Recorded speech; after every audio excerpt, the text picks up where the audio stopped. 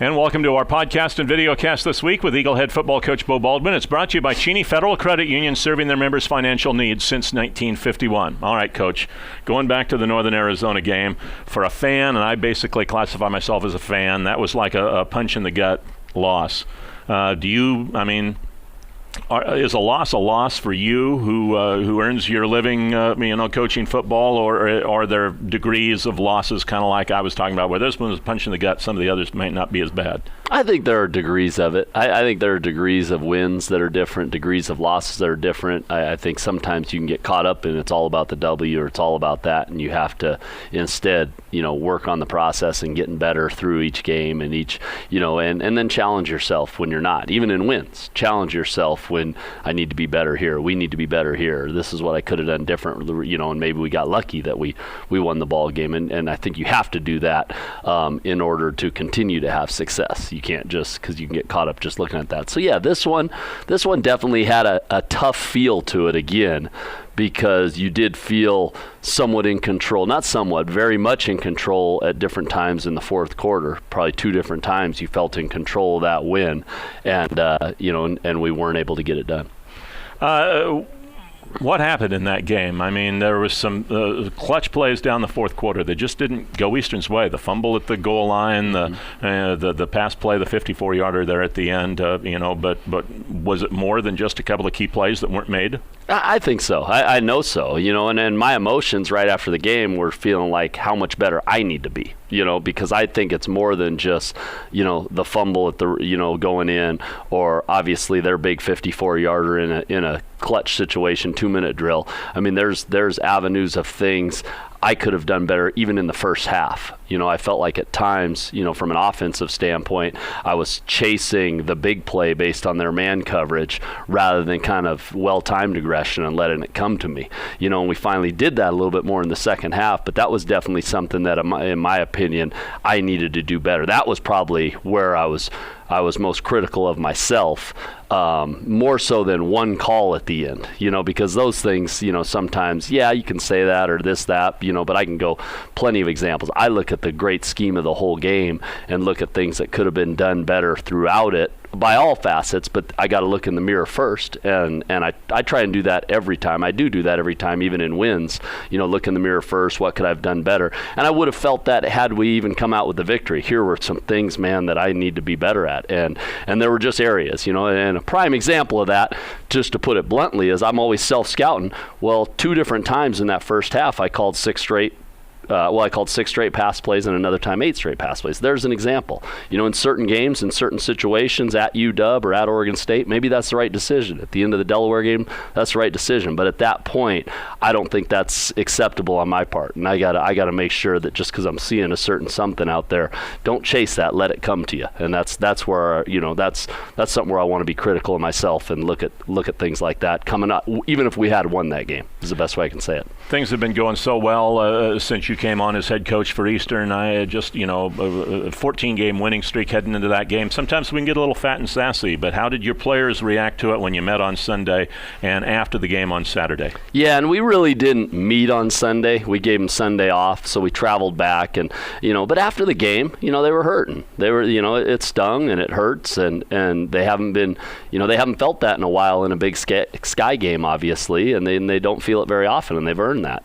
so it hurt. And what I tried to tell them is again, it's not about putting everything out there and failing. That's what's the best way I can say it. Yes, it's not okay what happened, because we always want to come back and check ourselves, but it's going to be okay going forward if we're willing to fight back, scrap back, because we're all going to get knocked down at different times in our lives. We're all going to get knocked down in football. We're all going to get knocked down in life, and you truly have to, you have to demonstrate the ability to fight back and to battle back with it. And that's and we have great leaders that are excited to do that this week. They're excited to bounce back from something that didn't go our way, something where I give NAU credit. They came out and played, with their hair on fire and did a great job. And it's our job now as a program, as men, as leaders, to come back and fight and scrap back this week. Starting with the things we're doing already today. All right, let's talk about some of the good things. And there were good things that happened on Saturday. Quincy Forte's return. He did a fantastic job in that ball game. He did. I mean, he ran hard up front. I thought the O-line played really good football.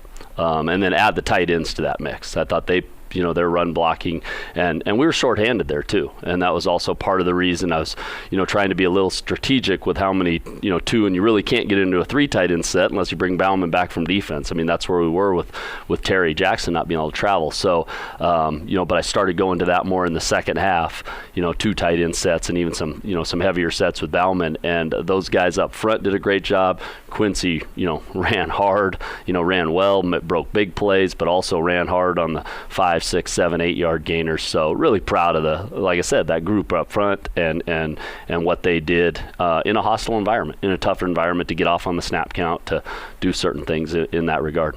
And that offensive line also only allowed 1 sack, and so not only did they run block well, but they pass blocked very well. They did. They pass blocked very well. I thought they graded out very high, and that's why I want to, make sure that they're still, they're checking themselves and challenging themselves to find ways. Even in a great game, where could we have been better? And that's what we all have to do. But also knowing going forward, regardless of what that scoreboard says, there's a lot of things we're doing here as a team that are going to continue to lead towards wins, and definitely lead towards things where we've improved in these areas from week 1 into where we are now. And these are going to help us come November and earning the chance to play in December. But that's all based on us continuing to grow and playing great football in November. So there are still a win or a loss, you're going to find things that are positive, that are stuff you need to work on, and you have to be able to build each week based on those things you find. I thought defensively you also had an outstanding game. You held them to field goals a couple of times in the red zone. You forced a bunch of punts. They had however many yards they had, but you held them to 28 points, which in this day and age, that's pretty good. And until that last drive, you held them to 22. Yeah, we did, and I think you hit it right on the head, and that's something we've been focusing on that early on in the year. Even through wins, we were looking to say, where can we be better? Yeah, we're winning, but we need to be better in these areas because they're going to help us down the road, and one of the areas is situational defense. And our third down percentage from a defensive standpoint was at 33% in this game, and I think that's slowly gotten better through the year. And our red zone definitely, even though a couple of those field goals, they didn't actually enter the red zone, so their red zone numbers maybe look a little bit different than what they truly are. They were in that fringe zone, but we were able to force four field goals. And when you can force a team to kick 4 field goals and then get your hands on one of them, including getting your hands on a PAT, that's going to win us a lot of ball games. And that's why I want the guys to be excited about that. And I believe they will be going forward, that we will win ball games with this type of attitude, with this type of mentality, with this type of situational defensive play. We just have to keep believing and keep going forward. So now we move to the month of November, and the Eagles have been outstanding in the month of November since 2004, counting the postseason, which in 7 of those 8 years ended in a loss. Eastern has won 34, lost 9. What's the secret? The numbers, by the way, are even better since this guy came on as the head coach. I just think that, our mentality is that we're going to continue to grow and, grow as a team and get better regardless of what our record is, regardless of where we are. I mean, if we're 9-0 right now, we're going to continue to work hard and really grow fundamentally. If we're 5-4 right now, we're going to continue to grow and work hard fundamentally throughout the year. And I think sometimes, continue to stay, disciplined with getting in the weight room, stay disciplined with the process and what it is, and getting kind of what I talked about, getting better even off wins, not getting that, that fat and sassy like, you talk about, which is easy to get, sometimes when you're having success, and also not getting that maintain attitude. Sometimes you can try and maintain things when you're doing well, and that's when you get beat.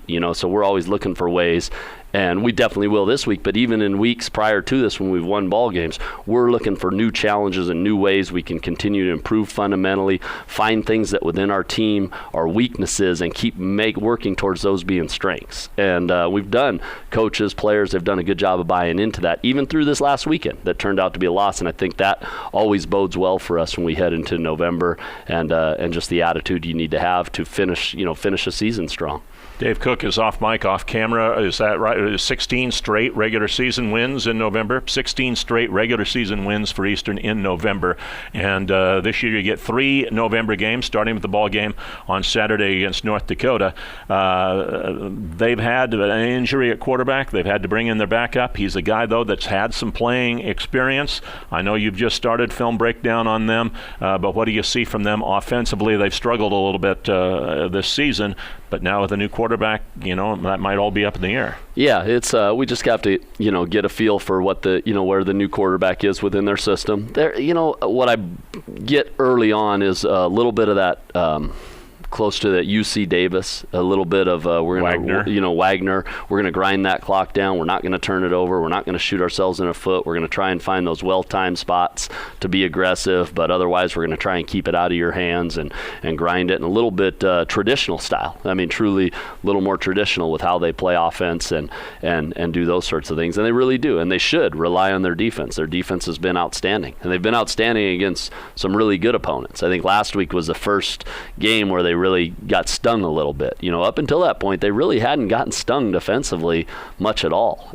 So Southern Utah was able to get after them a little bit, but through the course of the consistency that they've put on the field defensively from start of this season to finish, no matter who their opponent or no matter where they're playing, it's impressive. So I think they try and mirror up that offense with that style and finding ways to, like you saw with some of their wins. I'd have to look back at some of the scores, but you got some low-scoring games, wins or losses, and that's how they're trying to play the game.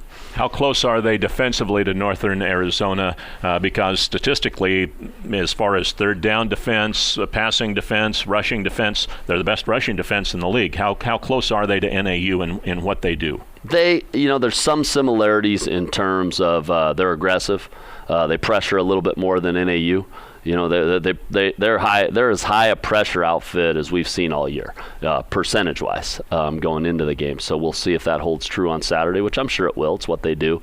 Little different though in the coverage they have behind it. So they'll still put a lot of guys up in the box, which allows them to be great in run defense. They're also great tacklers, which again allows them to be great in run defense in terms of that. But they'll do it a little bit different on the back end, playing more zone coverage stuff. So they're zone blitzing and fielding their zone. And doing that, where NAU would get up in your face and play a little bit more man tied into their blitzes and make you beat them in man. So there are some similarities, but there are some definite differences with the type of blitzes they bring and then the coverages they play behind it. Coach, thanks for the time. Good luck Saturday against North Dakota. Appreciate you having me. Thanks, Larry. And that's our video cast and podcast with Eagle Head football coach Beau Baldwin, brought to you by Cheney Federal Credit Union.